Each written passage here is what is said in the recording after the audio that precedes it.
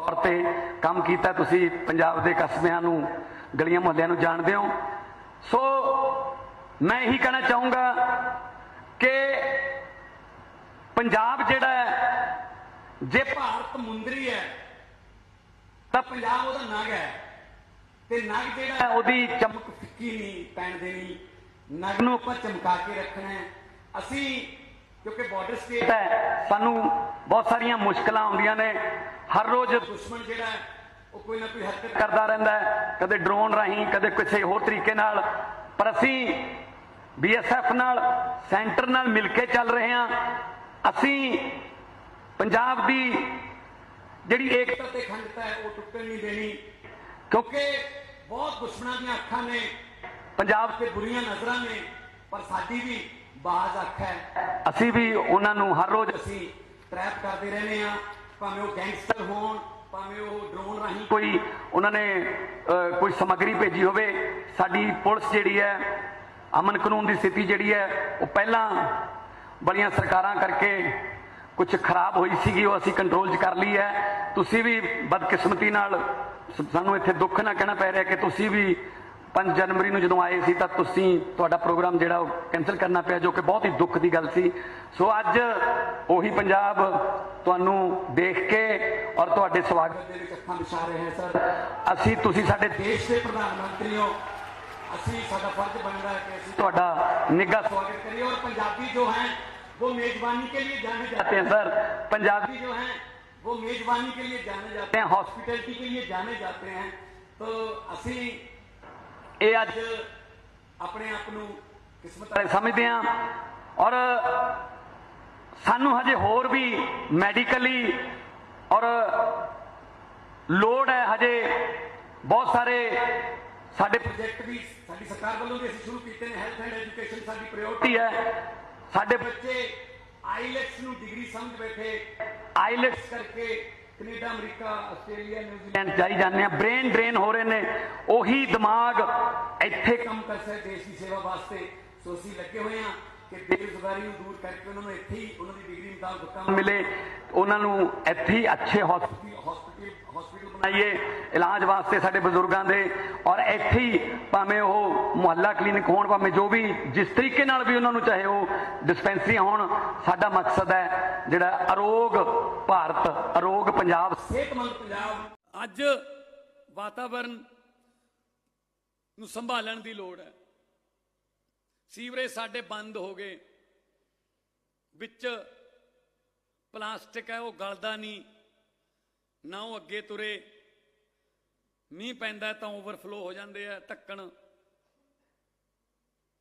गलियां च पानी आ जाता गंदा।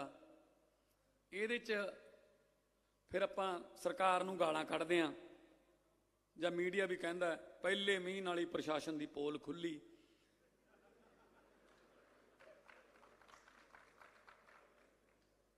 प्रॉब्लम यह है पोल पुराने प्रशासन की होंदी है, वो खुलदी किसी नवे प्रशासन वेले आ। सो इनू ये तुहाडे सहयोग की लोड़ है। आपां प्लास्टिक का जिहड़ा समान है उन्होंने वरतना बंद करिए। अजकल बहुत तुसीं इत्थे देख के जाओ, प्रदर्शनी लगी हुई है, अचार, मुरब्बे, वो जड़ी बूटियां चों लिआंदे होए कंडी के खेतर चों, किवें उन्होंने दरख्तां नूं, कुदरत ने आपां नूं सब कुछ दिता है, किवें उन्होंने दरख्तां तो पत्ते लैके जड़ी बूटियां बनाईयां। इत्थे एग्जीबिशन लगी हुई है। मैं धन्नवाद करदा प्रदूषण कंट्रोल बोर्ड के महकमे का, जिन्हां दे सारे अफसरां ने बहुत मेहनत की है। DC साहब संगरूर बहुत मेहनत की है, क्योंकि इहो जे फंक्शन कलियां फोटो खिचाउण वास्ते नहीं हुंदे, कुछ ना कुछ सीख के जाना है।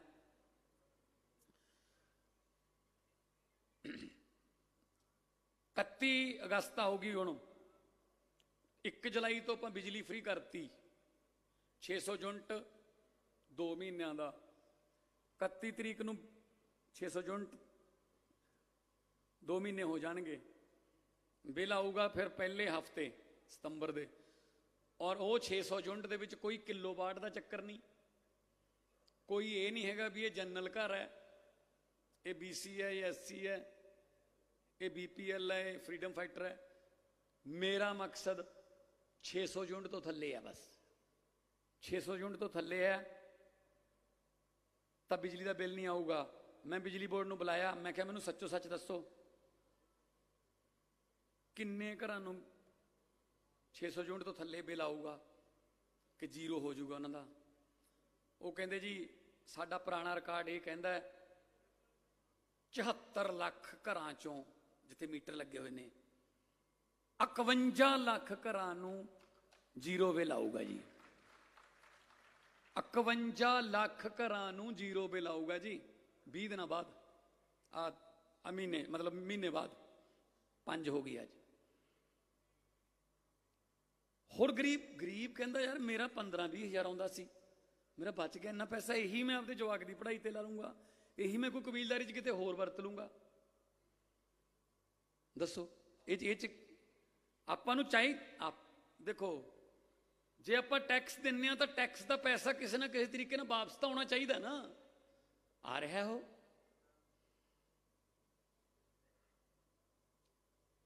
हुण शुरू होगा आटा दाल स्कीम, कणक लैनी है कणक ले लियो, आटा लेना आटा ले लियो, पिसाई का खर्चा सरकार देगी, डीपू तो लिया डीपू तो लियाओ, घरें मंगाना घरें मंगा लियो। एक बड़ी प्राइवेट कंपनी नाल गल कीती है, कारां उन्हां दियां होणगियां, वो अपनी एडवरटाइजमेंट करनगे, बस आपां तो कुछ नहीं लेंदे। वो ते लिखिया होऊगा गरीबां नूं राशन देण वाली गड्डी। हम जो बात कहते हैं वो करते हैं, जो नहीं कर सकते वो कहते नहीं है। अभी आपने सुना होगा पिछले दिनों हमें टारगेट करके बिना हमारी पार्टी का नाम लिए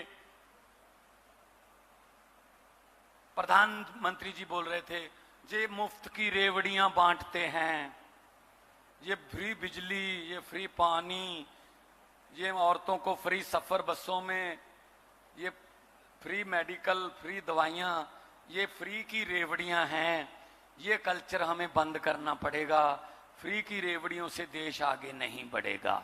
ये कहा था ना, झूठ तो नहीं बोल रहा ना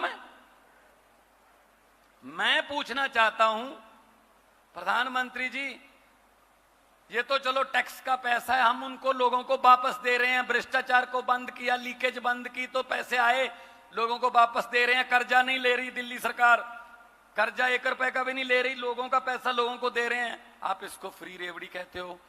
जो आपने हर आदमी के खाते में 15 लाख वाला पापड़ बेचा था वो कहां गया?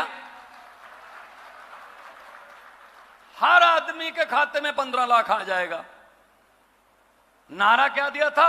बहुत हुई महंगाई की मार, अब की बार बीजेपी सरकार। अभी यहां आपके यहां तो तेल मैंने सुना है बहुत सस्ता है,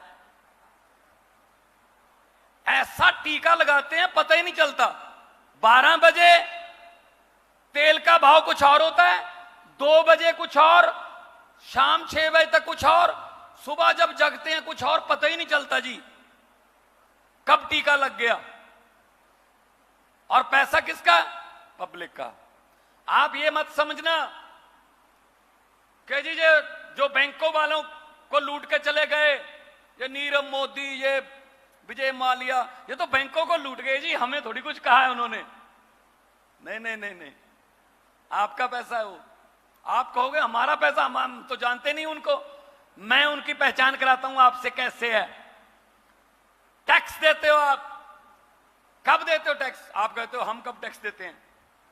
सुबह जगते हो, चाय बनानी है, गैस है तो लाइटर, जैसे ही लाइटर दबाया टैक्स शुरू, गैस पर टैक्स है।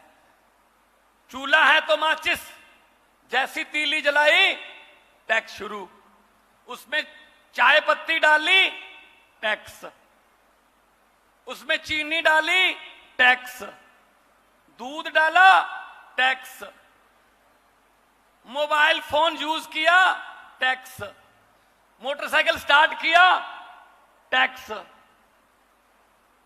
वहां से फोन किया ठीक ठाक पहुंच गए टैक्स, घर पे आए फिर चाय बनाई, टैक्स। शाम को खाना खाया, सब्जियां, नमक मिर्च उसमें, टैक्स।